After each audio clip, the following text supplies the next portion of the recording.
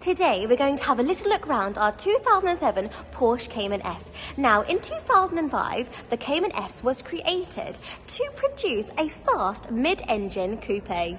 When looking at the Porsche you can see that it took its inspiration from models such as the 550 Coupe and the 904 Carrera GTS. Our Porsche has a 3.4-litre flat-six engine and a semi-automatic gearbox.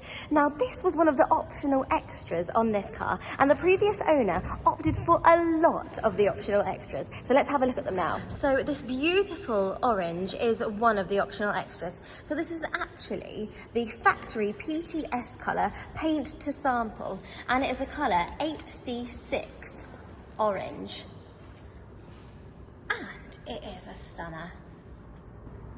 It also has the cocoa leather interior, so it is very special, and you can just see that the brown does really go so nicely with the orange. It has heated seats and satellite navigation. And also, as I mentioned earlier, the Tiptronic S gearbox.